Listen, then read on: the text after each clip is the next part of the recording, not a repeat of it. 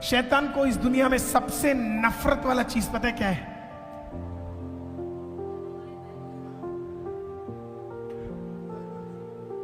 क्योंकि वो उत्पत्ति खोलेगा तो उसे वो अपनी हार दिखाई देगी। हालेलुया, आमीन। वो निर्गमन खोलेगा तो मूसा से हारा हुआ दिखेगा। आमीन। नंबर्स ड्यूट्रोनॉमी में जाएगा तो आमीन उसे अहरोन के परिवार से और मिरियम जैसी औरतों से हारा हुआ उसे दिखाई देगा। योशुआ के किताब में जाएगा तो बस आमीन दीवार उसके सर पे गिरा हुआ हारता हुआ उसे दिखाई दिया होगा। मतलब वो कोई भी कोना उठा ले उसको निश्चय है इसके अंदर उसके हारने के बारे में लिखा हर कोने कोने में। अब भाई साहब को एक चीज जो बिल्कुल पसंद नहीं है वो प्रकाशित वाक्य, जैसे हम में से कुछ मसीह लोगों को पसंद नहीं है। मेरे समझ नहीं आता है प्रकाशित वाक्य, पता नहीं कहां से निकल के जा रहा है। अरे पढ़ो, क्या करो? पढ़ो। हालेलुया। कुछ नहीं है प्रकाशित वाक्य। मैं बताता हूं प्रकाशित वाक्य आपको क्या है। प्रकाशित वाक्य ये चीज को स्थित करता है कि आज एक राजा आमीन सिंहासन पे ऊपर मृत्यु के ऊपर विजय प्राप्त करके आमीन कहीं पे बैठा है, वो प्रकाशित वाक्य है। प्रकाशित वाक्य ये है कि पापों से तौबा करो। कोई दरवाजे पे खड़ा है, दरवाजा खोल लो, अपना लो, वो तुम्हारे अंदर भीतर रहने आएगा। क्या है प्रकाशित वाक्य? कुछ नहीं है। उसके अंदर स्वर्ग के वर्णनों को किया गया है कि खुदा कहां है, मेमना कहां है, पवित्र आत्मा क्या करेगा, कैसे कैसे स्वर्गदूत है। खत्म करते करते नीचे आओगे तो आपको पता लगेगा कि आप और मैं मामूली व्यक्ति नहीं है। प्रकाशित वाक्य कहता है आप और मैं मामूली व्यक्ति, दुनिया कहती है आप और मैं क्या है? मामूली। प्रकाशित वाक्य कहता है तू राजा और रानी और लेवी गोत्र और खुदा के सिंहासन का बाकी है। मुझे समझ नहीं आता है, शैतान कहता है। क्यों?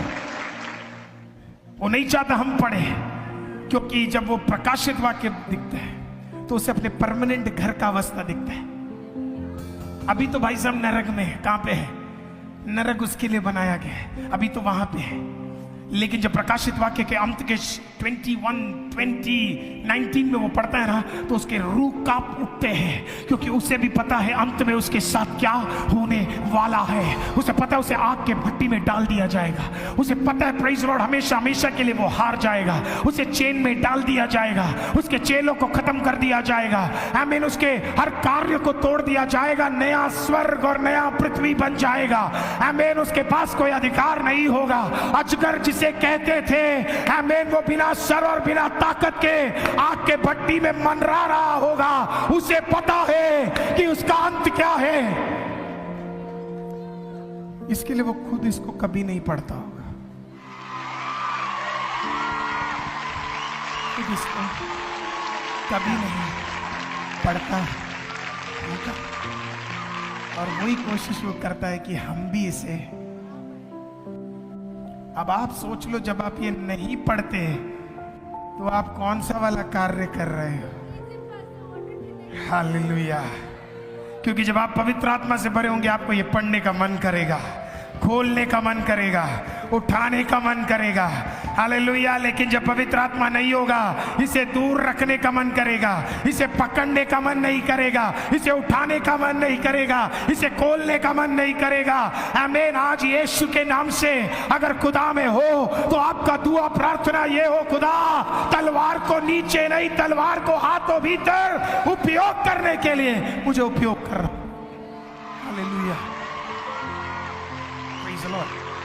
मैं हमेशा बोलता हूं शैतान आपको डराने आए तो एक लाइन बोल देना उसे। शैतान आपको डराने आए तो उसे एक लाइन बोल देना, सुन तेरे पास तेरे खुद के घर की चाबी नहीं है, तू मेरे घर की चाबी के साथ क्या करेगा? हालेलुया। उसके पास उसके खुद के घर की चाबी नहीं है, वहां घुसने के लिए भी चाबी का सारा कुंजी यीशु ने मृत्यु के बाद विजय में प्राप्त कर लिया है। तो वो अपना घर संभाल नहीं पा रहा तो तेरा घर क्या तोड़ेगा? अधिकार वाला तलवार उठा के हमें दुआ और प्रार्थना कर तेरे घर के चारों कोनों में मंडराएगा तक नहीं वो।